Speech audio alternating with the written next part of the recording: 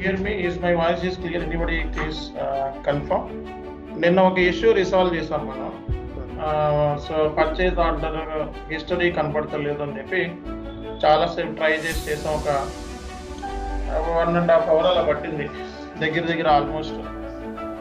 Okay, so ఆ video analysis చూడండి ఒకసారి అందరూ కూడా. మనకి ఏంటంటే ఇష్యూ రిసాల్వ్ అయిందే చూస్తారు అందరూ కూడా. చాలా తప్పేంటి, చాలా మంది చేసే పెద్ద మిస్టేక్ ఏంటంటే, సో మనం ఇష్యూ రిసాల్వ్ చేసేటప్పుడు చాలా వరకు చెక్ చేస్తూ ఉంటాం అన్నీ కూడా. కొన్ని రిలవెంట్, కొన్ని అన్రిలవెంట్ అన్నీ చెక్ చేస్తూ ఉంటాం. సో చాలా టైం పడుతుంది. ఓకే, అంతేగాని ఇష్యూ వచ్చింది వెంటనే రిసాల్వ్ అయిపోయిందంటే ఇంకా ఎస్ఏపీ ఎందుకండి, ఇంకా అందరూ 10 లక్షల ప్యాకేజ్తో కూర్చుంటారు కదా. ఏదో సంథింగ్ డిఫరెన్స్ ఉంది కాబట్టి, ఎంతో ఛాలెంజ్ ఉంది కాబట్టి మనకి ఎస్ఏపీ అనేది ఎందుకు ఛాలెంజ్ కోర్స్ కంప్లీట్గా. సో నిన్న కూర్చున్నాం దగ్గర చాలా మంది సపోర్ట్ చేశారు. 20 minutes వరకు 20 members ఉన్నారు, 35 members జాయిన్ అయ్యారు, 20 members వరకు ఉన్నారు. చాలా వరకు కష్టపడ్డారు అట్లీస్ట్. కానీ మీరు ఏం చేయాలంటే ఇష్యూ రిసాల్వ్ చేసేటప్పుడు ఏం చేస్తున్నాం ఒకసారి చూడండి. ఫస్ట్ ఎలా రిసాల్వ్ చేస్తున్నాము, ఏమేమి యూజ్ చేస్తున్నాము, ఎక్కడికి వెళ్తున్నాము, అవన్నీ కరెక్ట్ ఉండొచ్చు, రాంగ్ ఉండొచ్చు. కానీ అక్కడ ఏంటి ప్రొసీజర్ అంటే ఒక ఇష్యూ రిసాల్వ్ ఎలా చేస్తున్నారు అని ఒక ఐడియా. ఆ ఐడియా మిమ్మల్ని కాపాడుతుంది రేపు పొద్దున్న రియల్ టైంలో. ప్రతిదీ ఇప్పుడు ఇన్వాల్వ్మెంట్ అయితే ఇష్యూ రిసాల్వ్ అవుతాయి, కొన్ని అవ్వవు. ఓకే, కానీ టైం తీసుకుంటుంది. కొన్ని ఇష్యూస్ ఏంటి టైం తీసుకుంటాయి. నేను పర్చేజ్ ఆర్డర్ హిస్టరీ అనేది కనపడలేదు అన్నది యూట్యూబ్లో ఎక్కడా లేదు, గూగుల్లో ఎక్కడా లేదు, కానీ రిసాల్వ్ చేసాం. ఎట్లాగా మన తెలివితో దాన్ని మల్టిపుల్ వేలో ఆలోచించి, డైరెక్షన్తో ఆలోచించి రిసాల్వ్ చేసాం. టైం పడుతుంది.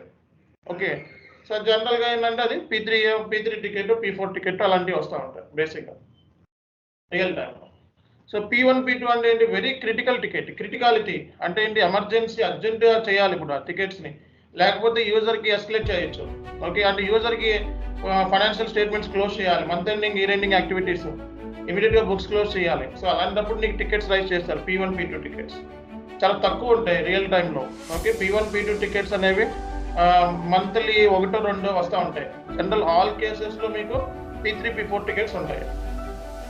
ఓకే, సో కాబట్టి సో బేసిక్గా ఏంటంటే ఇలాంటి టికెట్స్ వచ్చినప్పుడు ప్రయారిటీ తగ్గించమని చెప్పి అడగాలి. అంటే P1 టికెట్ రైజ్ చేసేది ఒక పావు గంటలో అర్ధ గంటలో రిసాల్వ్ అయ్యేది కాదు.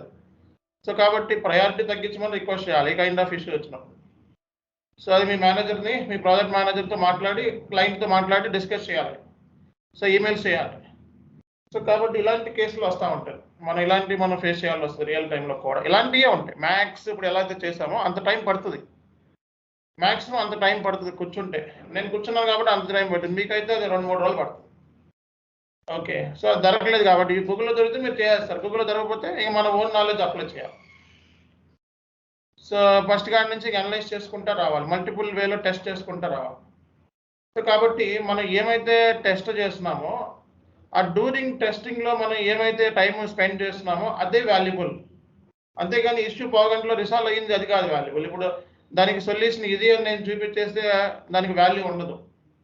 ఓకే, సో అది కాదు, కరెక్ట్ వే కాదు. ఇష్యూ మనం రిసాల్వ్ చేసే టైంలో ఎంతైతే మనం టైం ఇన్వెస్ట్మెంట్ చేస్తున్నామో ఆ ఇన్వెస్ట్మెంట్ చేసే టైమే వాల్యుబుల్. ఆ పేషెన్సీ మన దగ్గర ఉండాలండి ఫస్ట్. ఆ పేషెన్సీ లేకపోతే మనకు కష్టం. ఓకే, సో ఎస్ఏపీలో సక్సెస్ అవ్వాలి అంటే ఒకటే మంత్రం, పేషెన్సీ. ఎవరి దగ్గర అయితే పేషెన్సీ ఉంటుందో వాళ్ళందరూ సక్సెస్ అవుతారు, no doubt at all. Okay, అందులో ఎటువంటి డౌట్ లేదు. అండ్ ఏ ప్లేస్లో అయితే మీరు కూర్చొని పని చేస్తున్నారో ఆ ప్లేసే మిమ్మల్ని నేర్పిస్తుంది రియల్ టైంలో. సో కాబట్టి మీకు సీట్ ఎలిగేట్ చేస్తారు, క్యాబిన్ లేకపోతే వర్క్ స్టేషన్ అసైన్ చేస్తారు, అందులో కూర్చొని వర్క్ చేస్తారు. సో డెఫినెట్గా అదే కుర్చీ మీకు నేర్పించుద్ది పాఠం. బట్ ఏంటంటే కూర్చోవాలండి, పేషెన్స్ కూర్చో. అంతేగాని ఎర్రర్ వచ్చింది పారిపోయాం, ఎర్రర్ వచ్చింది వెళ్ళిపోయాం అన్నది కాదు. సో రిసాల్వ్ చేసేటప్పుడు అందరికీ ఒకే మైండ్ ఉండదు, రిసాల్వ్ కాదు చాలా మందికి, కొంతమందికి అవ్వచ్చు. ఓకే, ఇందులో చూడండి చాలా మంది కొన్ని ఇష్యూస్ రిసాల్వ్ చేయలేకపోతున్నారు, కొన్ని ఇష్యూస్ రిసాల్వ్ చేయగలుగుతున్నారు. అండ్ చాలా వరకు యాక్టివ్గా ఎప్పుడు ఇచ్చిన వర్క్ని అప్పుడు అసైన్ చేసేయగలుగుతున్నారు. ఆ స్టాండర్డ్ గెయిన్ చేయండి అందరూ కూడా. ఓకే, ఆ లెవెల్ ఆఫ్ స్టాండర్డ్ ఉండాలి అందరి దగ్గర కూడా. సో కాబట్టి టైం ఇన్వెస్ట్మెంట్ అనేది కన్ఫామ్గా చేయాలి. ఇందులో ఎంత టైం ఇన్వెస్ట్మెంట్ చేస్తే అంత సక్సెస్ అవుతాం. ఇందులో ఏమీ లేదు. ఎక్కువ టైం స్పెండ్ చేయాలి. ఎస్ఏపీకి ఎక్కువ టైం స్పెండ్ చేయాలి. ఎందుకంటే ఇది బిగ్ ఓషియన్. ఎస్ఏపీలో సముద్రం లాంటిది. అందులో మనం జస్ట్ ఏంటంటే ఒక 100 మీటర్లు 200 మీటర్లు ఎట్లయితే స్విమ్ చేయగలం, అంతకు మించి ఎక్కువ స్విమ్ చేయగలం.